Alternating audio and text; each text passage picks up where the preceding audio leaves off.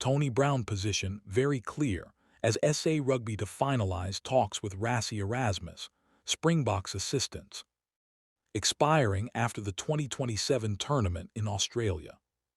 The Springboks head coach committed his services through to that date, and CEO Ryan Oberholzer has confirmed that offers have been sent to the likes of Don Human, Tony Brown, Mzwandile Stick, Jerry Flannery, Felix Jones, Dion Davids, Andy Edwards and Dwayne Vermeulen.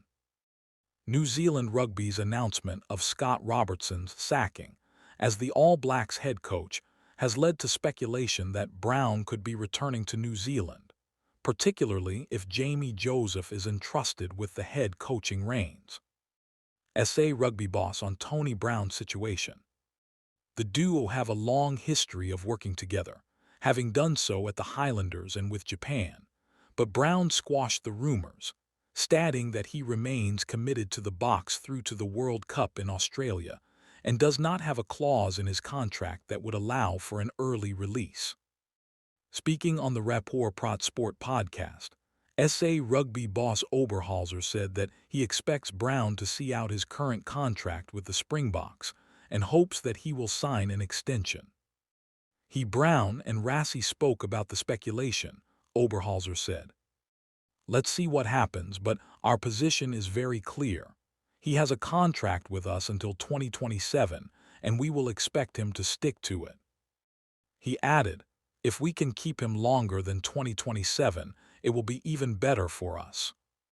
Brown joined Erasmus' backroom staff following the 2023 Rugby World Cup and been central in South Africa's success in winning back-to-back rugby championship titles, with the Boks also going unbeaten on both of their end-of-year tour. He has been central to transforming South Africa's attack during his time with the squad, and Oberholzer admits that his departure will be a blow to the team. His work ethic and the way he works with the players is highly regarded and respected, the CEO added. The coaching staff works so well together, and it would be a big blow for us if we lost him, but let's accept that he will stay until 2027. As mentioned above, SA Rugby are working on extending the contracts of Erasmus, assistant coaches, and Oberholzer confirms that initial offers have been sent, with the union awaiting feedback. The process has begun and the offers have been made, he explained. We are now waiting for feedback so that we can finalize all this before the season starts if we can.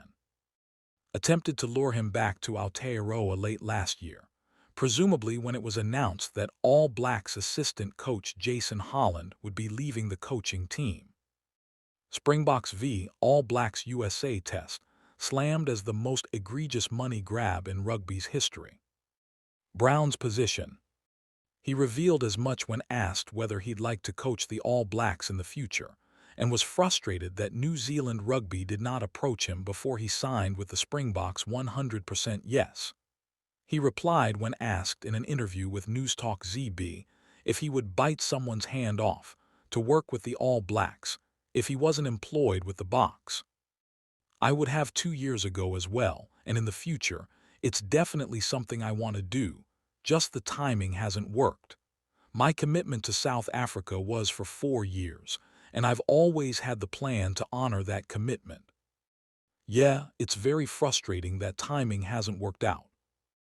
I've even talked to Razor a couple of months ago about potentially joining the All Blacks, but it's like I said to him, my commitment to South Africa was 4 years, and I've always wanted to honor that. And I said, I'm just so frustrated that no one talked to me 2 years ago. But that's rugby, that's coaching, and he had his coaches, and I just had to go and find another job.